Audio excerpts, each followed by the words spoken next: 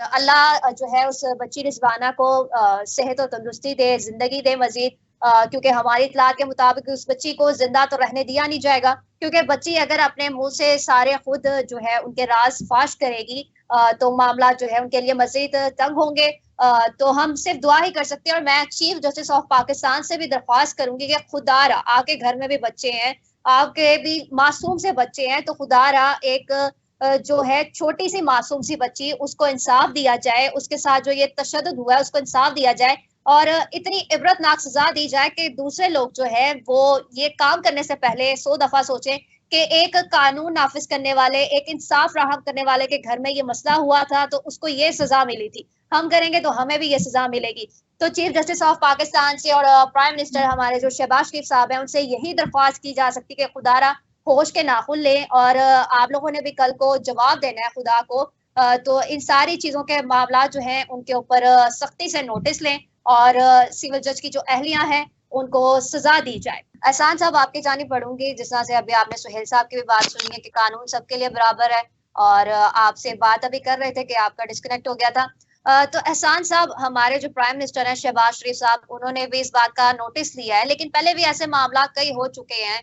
तो आपको क्या लगता है कि बच्ची को इंसाफ मिल पाएगा इस दफा के पहले की तरह मामला जो है वो फाइल जो है बंद कमरे में पड़ी रहेगी, फाइल रीओपन नहीं होगी?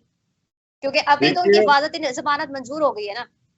देखिए बात सुनिए, अगर आप इंसाफ की बात करती हैं ना, ये तो इस वक्त जो फेल हुआ है वो तो किया ही इंसाफ के घर वालों ने सबसे पहले नंबर पर अगर देखा जाए तो। अब देखें, आपको एक चीज है, तारीख में जाना पड़ेगा। अब तारीख हमारी जो इस्लाम की है वो क्या कहती है कि जो काजी है ना उसको मनसब हमने पहले नंबर पर रखा हुआ था इस्लाम के अंदर। और आज इन काजियों के हालात देखें कि पाकिस्तान का 138वां के 140वां नंबर आ रहा है पूरी दुनिया के अंदर इंसाफ के हवाले से। तो जब ये सूरत हाल होगी ना, देखें एक आम आदमी या कोई पॉलिटिशियन मेरे जैसा जो उठेगा और वो उठ के बात करेगा अदलिया के खिलाफ या अदलिया के लोगों के खिलाफ, तो 1 मिनट से पहले उसके ऊपर तौहीन अदालत लगा दी जाती है, किसी को बात तक करने नहीं दी जाती। हाँ, अगर ऐसे मौजूआत के ऊपर कि अगर हम किसी गरीब आदमी, किसी ऐसे शख्स को जो इंसाफ की तलाश में हो, हम उसके हक में बात करें और कोई हमारे ऊपर तौहीन अदालत लगाता है तो 100 बिस्मिल्लाह हम कहते हैं कि भाईजान आए आप हमारे ऊपर तौहीन अदालत लगाएं, लेकिन हम किसी गरीब की मदद करने से हम पीछे बिल्कुल भी नहीं हटेंगे।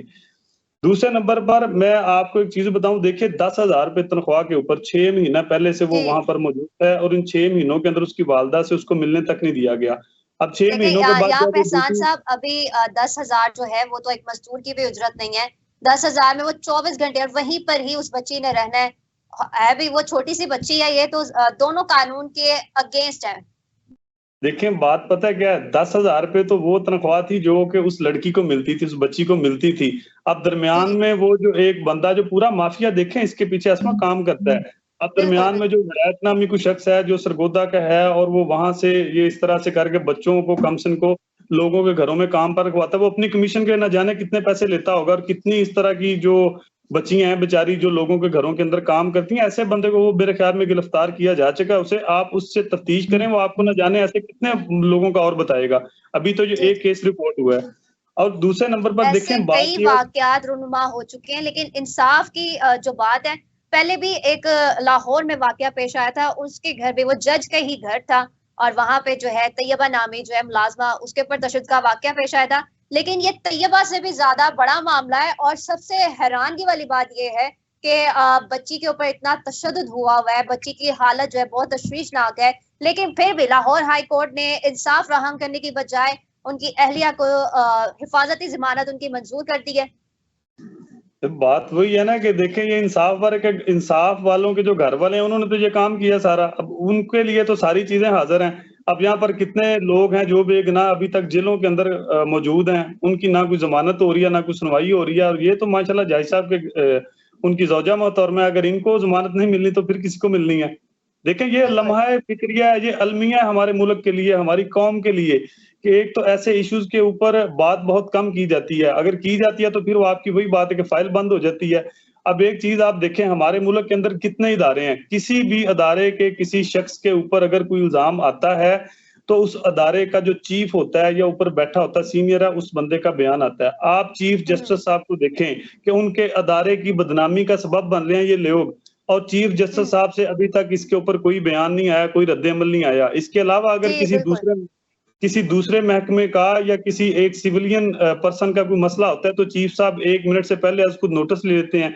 तो क्या इस चीज के ऊपर उनको आज खुद नोटिस लेना याद नहीं आया?